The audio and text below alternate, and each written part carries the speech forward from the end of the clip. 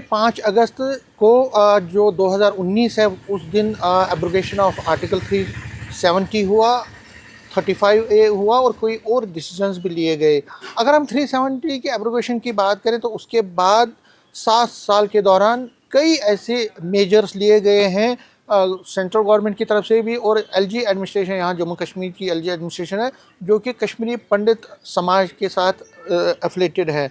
अगर हम कश्मीरी पंडित समाज की बात करें तो पिछले 37 सालों से अपने घरों से ये दूर लोग रहते हैं, लेकिन 370 हटने के बाद इसमें क्या उनको फ़ायदे पहुँचे हैं, इस पर हम बात करेंगे। मेरे साथ कुछ कश्मीरी पंडित विस्थापित समाज के लोग हैं। राजीव पंडिता से बात करेंगे पहले। राजीव जी, ये बताइए कि जो सबसे पहला सवाल ही यही आता है कि 370 हटने के बाद अब 7 साल 7वीं एनिवर्सरी उसका मना रहे हैं। कश्मीरी पंडित अपने आप को कहाँ देख रहा है, और इन 7 सालों में कश्मीरी पंडित की जो एक तरह से हम कहेंगे उनका जो हम ये कह सकते उनकी सिचुएशन, उसमें कितना सुधार आया है, कितना चेंज हुआ है?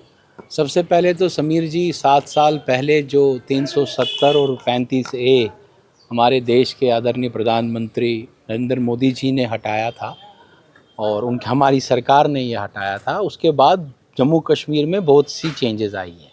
अगर मैं अपनी सिर्फ समाज की बात करूं, कश्मीरी हिंदू समाज का जो सवाल आपने मुझसे पूछा, तो मैं आपको 2-3 उदाहरण दे दूंगा। 370 हटने से पहले आपको याद ही होगा, एक पैकेज दी गई थी, पीएम्स पैकेज। ये उमर अब्दुल्ला की सरकार थी, नेशनल कॉन्फ्रेंस की सरकार थी। 2008 में ये अनाउंस हुआ, लेकिन 2014 तक उनकी सरकार थी। 6000 की पैकेज थी। टोटल उन्होंने जो लोगों को नौकरियां दी थी, हमारे बच्चों को, वो 1400 नौकरियां थी टोटल। करीबन 4500 से 5000 तक की नौकरियां नहीं दे पाए वो। 8 से 14 तक की बात कर रहा हूँ।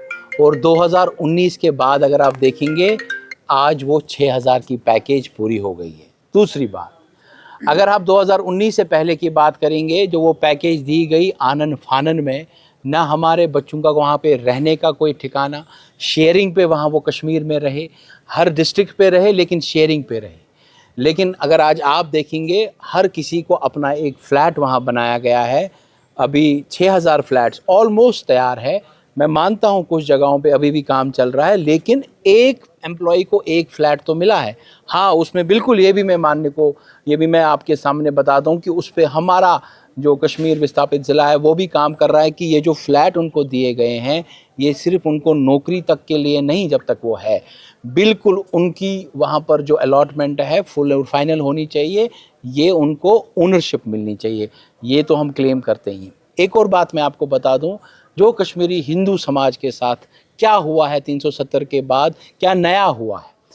अगर आपको ध्यान नहीं होगा समीर जी, 2019 से पहले भी, जब से हम पिछले 37 साल में विस्थापन का जीवन बिता रहे हैं, लेकिन हमारी जो सारी भूमि है कश्मीर में, हमारे घर है, हमारे बाग बगीचे हैं, आपको पता ही है, सारे एनक्रोचमेंट पे हैं।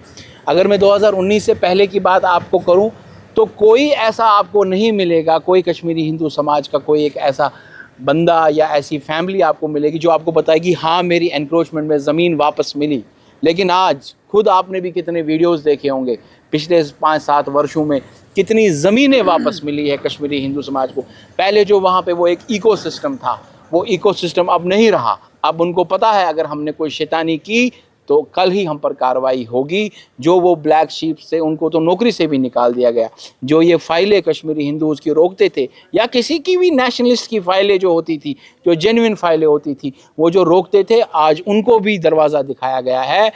तो ये जो चेंजेस है सारी, मैं तो सिर्फ अपने समाज की बता रहा हूँ, पूरे जम्मू कश्मीर में सब समाजों का अगर आप देखेंगे, सबका इन पिछले 7 सालों में भला हुआ है। अगर आप डेवलपमेंट की बात करें, जो हमारा एक बड़ा ब्रिज बना है, रेलवे ब्रिज, वो तो अलग से वो उसका।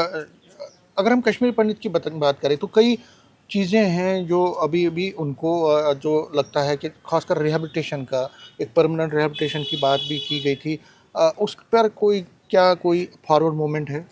ऐसा है समीर जी, रिहैबिलिटेशन की बात जैसा आप कर रहे हैं, इतना सरल भी नहीं है। एक ऐसा समाज जिसको वहाँ पे 7 बार निकाला गया, 7 बार, एक बार नहीं, 7 बार, 1340 से लेके चलोगे तो आप। तो इसीलिए जब भारतीय जनता पार्टी रिहैबिलिटेशन की बात कर रही है, तो वो रिहैबिलिटेशन वैसी रिहैबिलिटेशन नहीं होगी कि उठा के एक वर्ग को रख दिया और वहाँ पर रख दिया, जैसे पैकेज के लिए इन्होंने रख दिया, आनन फानन में रख दिया, 7 साल 10 साल उन बेचारों को रहने के एक एक घर में 10-10 चूल्हे थे।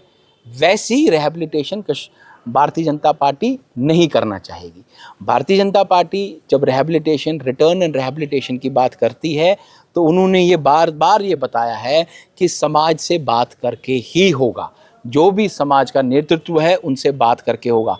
रिहैबिलिटेशन की पॉलिसी इन आइसोलेशन तो भारतीय जनता पार्टी कभी नहीं लाएगी, और वैसा ही रिहैबिलिटेशन होगी जैसा समाज तय करेगा।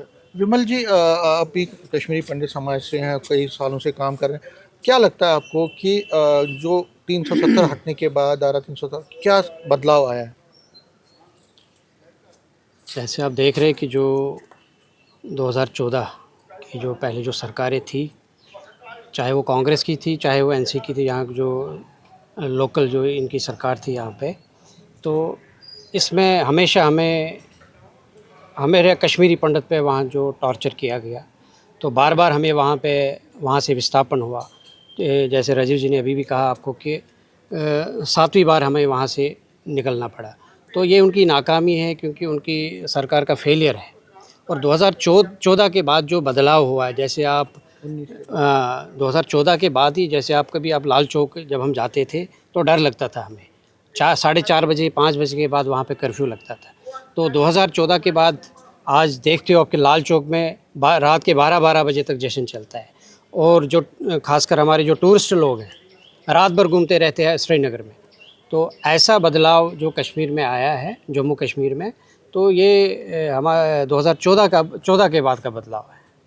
ठीक है, तो देख सकते हैं जो कश्मीरी पंडित जो समाज है वो बहुत ज़्यादा उत्साहित है और ये कह रहा है कि धारा 370 हटने के बाद बहुत ज़्यादा बदलाव आया है और पिछले 7 साल में कई ऐसे मेजर्स लिए गए हैं सेंट्रल गवर्नमेंट की तरफ से जिससे कश्मीरी पंडित को फ़ायदा पहुंचा है, लेकिन कुछ और मेजर्स भी आगे लिए जाएंगे, ये इनका दावा है, ताकि जो कश्मीरी विस्थापित समाज है उनकी हालत में और ज़्यादा सुधार आए। नेटवर्क 18 के लिए मैं समीर भट्ट।